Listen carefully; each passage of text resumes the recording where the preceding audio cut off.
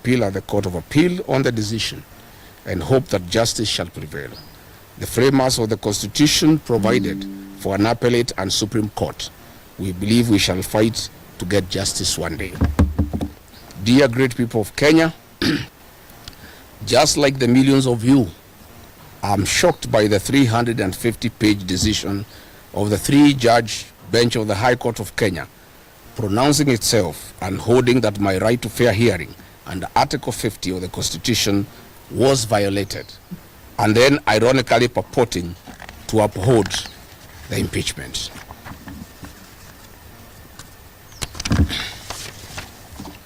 It is lost on all of us how the actions and decisions of Parliament, categorically determined by the three-judge bench as unconstitutional and a product of an unfair process, can then be deemed valid by the same bench.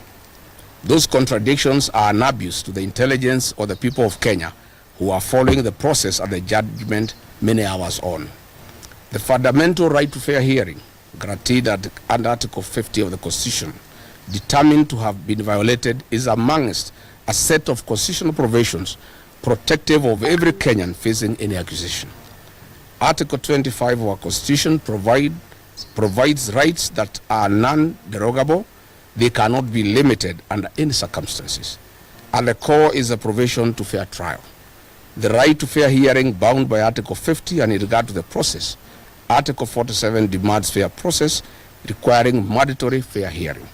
We strongly observe that the impeachment process was found faulty by the three-judge bench for failure to respect my right to fair hearing in the violation of Article 25, 47, and 50 of the Constitution. Once that determination was made, the entire process collapsed and was null and void. There was no impeachment. There was a constitutional coup, an abuse to the people of independent Kenya. The three-judge bench was obligated by operation of the law on determination or violation of the Constitution to set aside the impeachment. The decision by the bench to then purport to uphold the impeachment in the face of its decision or violation of the Constitution is in itself a violation and derogation of its responsibility under Article 165. Decisions made in violation of the Constitutions are null and void.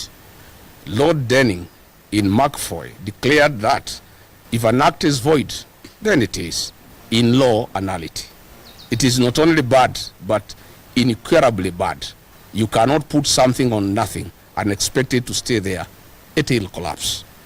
How then would a three-judge bench argued that the non-derogable right to fair trial was violation in the impeachment process? Then they turned around and tell the Kenyan people that regardless, the impeachment was valid. What a paradox.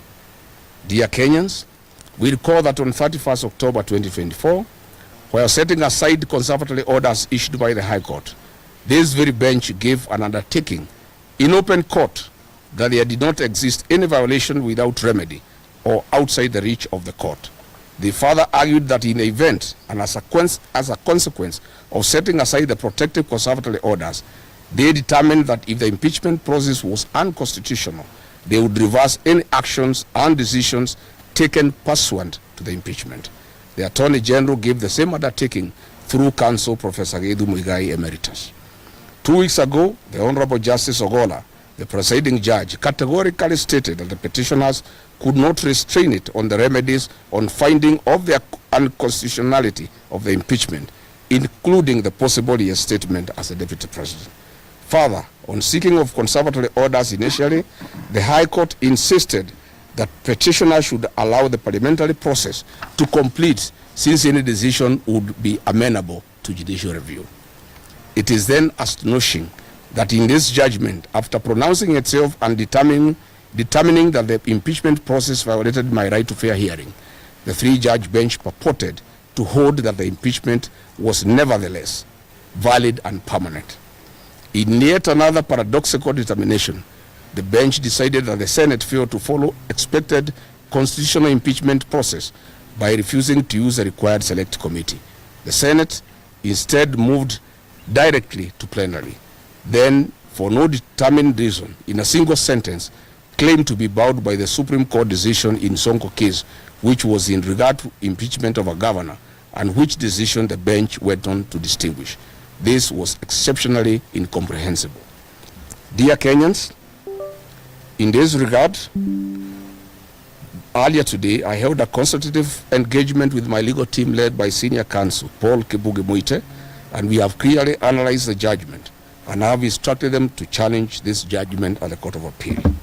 For avoidance of doubt, I moved to the High Court to fight for my rights and those of Kenyans who participated in the 2022 general elections that have been violated. My prayer was to seek the quashing of an illegal process of impeachment. It is only after the determination of illegality, as has already happened, and setting aside of the impeachment, as should have happened, we were to consider asking for damages for constitutional violations. The 50 million Kenya shillings awarded to me is an insult to my fundamental rights and freedoms and a mockery of the Constitution.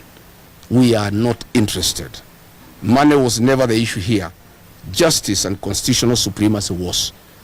I am one Kenyan leader who will not and cannot be swayed by promises of money to allow violation of the Constitution. I stand as a matter of principle to protect constitutional rights and defend the Constitution. This is an oath that I sow, and Kenyans know me for that. If I was interested in money, Mr. William Ruto had offered me 2 billion Kenya shillings in an effort to entice me avoid impeachment and choose resignation. But I stood for my rights and that of over 7 million Kenyans who voted for me. I rejected this offer and faced the National Assembly. This is in public domain. No offer, no amount of money can stand between me, my rights, and the rights of the citizens of Kenya under the Constitution.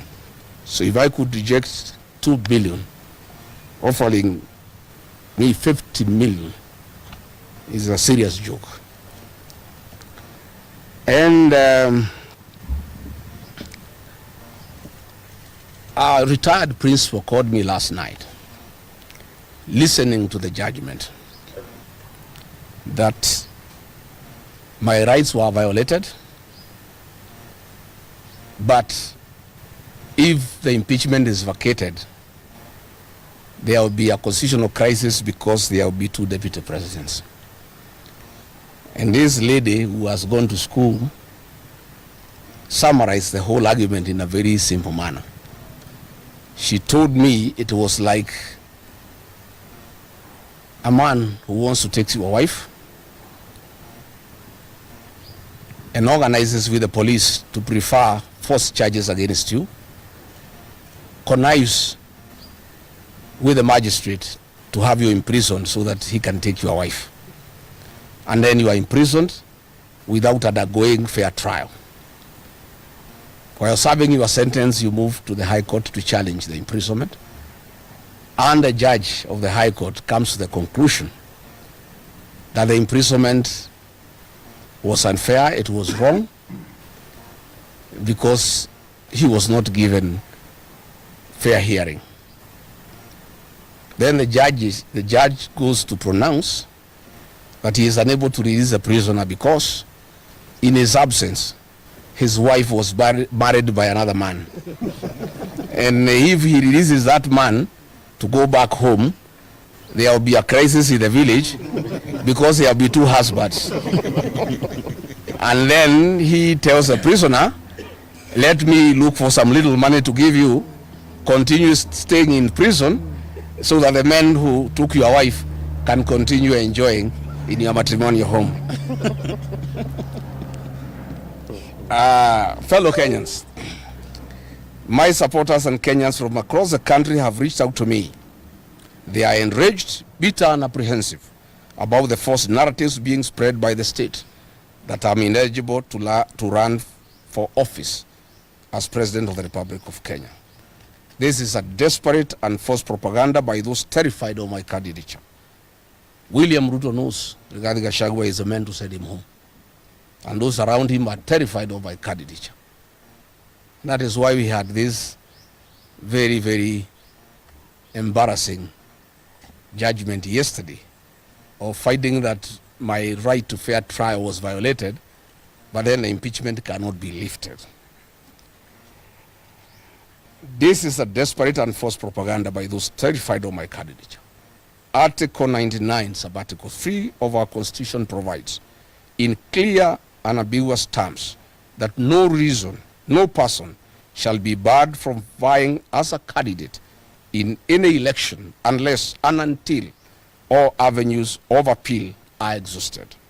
This erroneous judgment of the bench previously determined by the Court of Appeal have been unlawfully empaneled has taken nearly 2 years, and that was just the initial stage of the appellate process. I will be vindicated by the Court of Appeal, hopefully, once again, with a further protection at the Supreme Court still in my hand. I wish to confirm to my supporters across the country that I'm eligible to vie as a presidential candidate, and I'll be on the ballot on the 10th of August 2027, should the formula that will be agreed upon by the United Alternative Government favor me as a single presidential candidate. When I was hounded out of office in October 2024, I retreated to my village in Wamonyoro and held consultative engagements with the people of Kenya for 4 months, including men, women, millennials, Gen Zs, the clergy, lay Christians, professionals, business people, retired civil servants, and opinion leaders. And after exhaustive consultations for 4 months, talking to more than 15,000 people, I was instructed to form a political party, solidify Mount Kenya political base, and look for friends across the country. This I have successfully done. The mountain is united to a man, and we now have arguably the most popular political party in the country, DCP. My support base is consolidated in totality, and I have looked for friends across the country. My supporters have now instructed me urgently to embark on the implementation of our joint strategic stance from the Wamonyoro residents for a period of 45 days. After a tour of Western Kenya, where I want to go and support my deputy party leader, Cleo Malala and Eugene Wamalwa, over the weekend, from Monday, I'll come in Wamonyoro village for 45 days to start exhaustive and extensive consultations with my supporters and opinion leaders and stakeholders on the formula of identifying a single presidential candidate to face President William Ruto.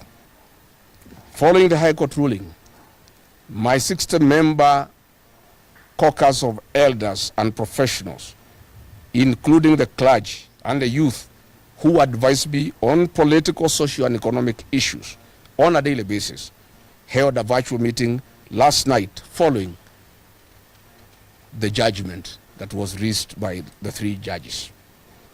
And now they have instructed me as follows: that the work of political mobilization to remove President William Ruto from office is complete, and there is no need for further political mobilization.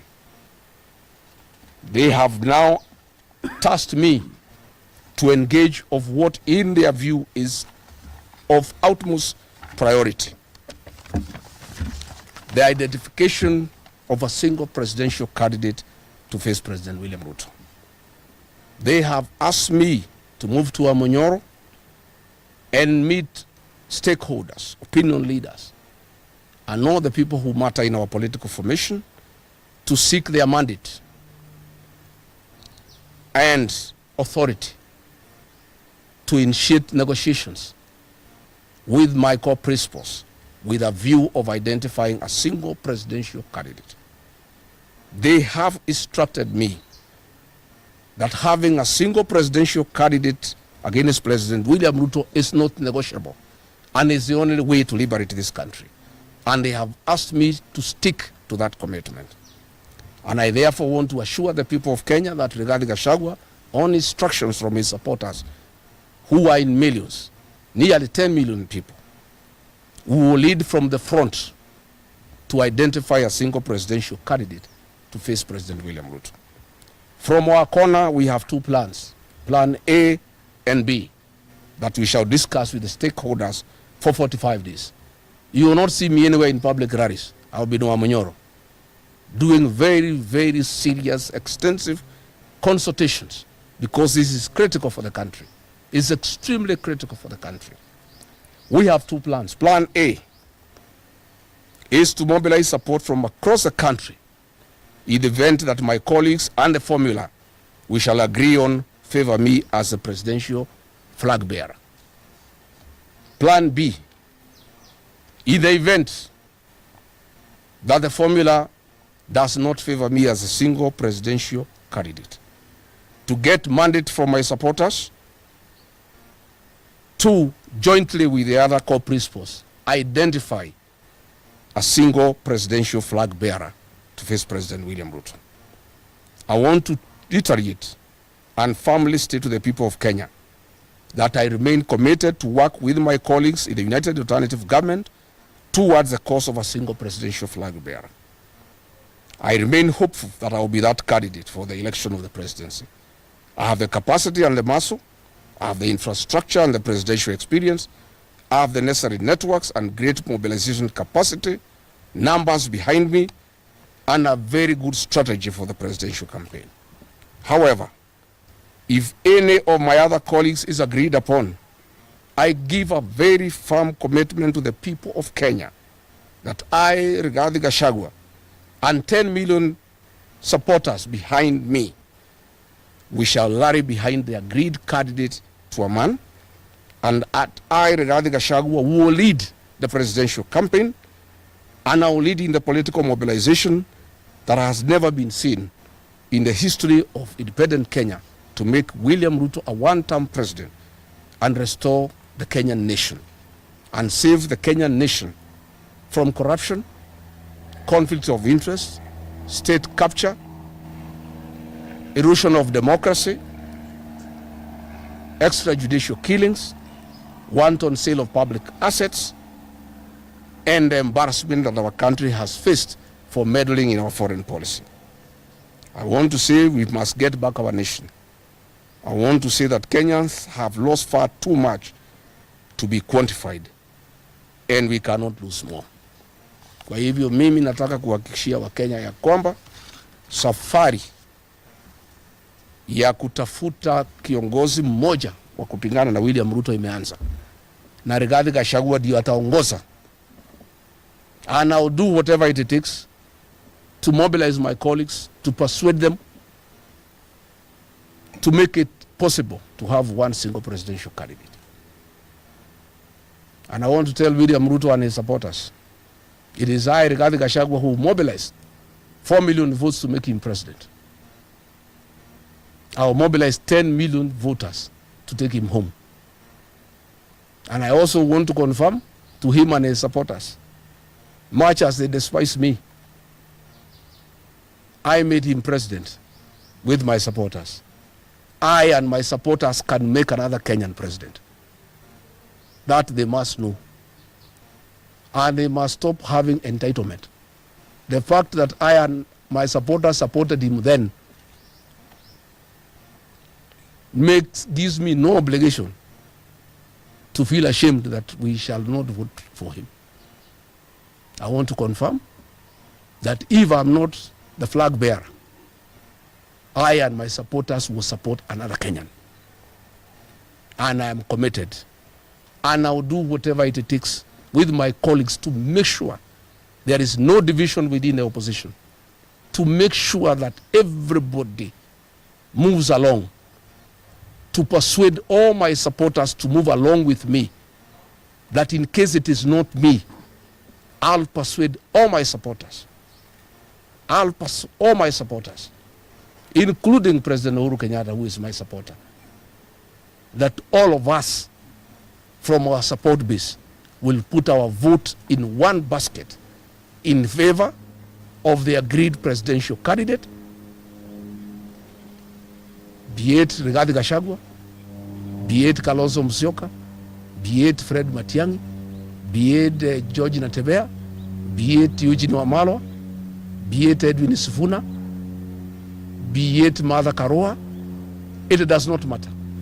Once we agree, and we shall agree, and I can tell you the commitment is total, we shall move on.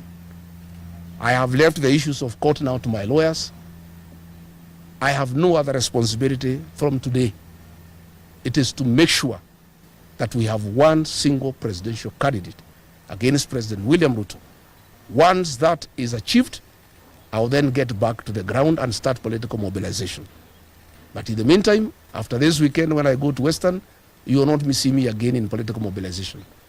We are moving now into the phase of strategy to identify one single presidential candidate, and then after that is done, we start the work of political mobilization. Asanteni sana. Hakuna maswali. Nafikiri is very clear. Yeah, bana. It's very clear. It's clear. It's clear. Karibu.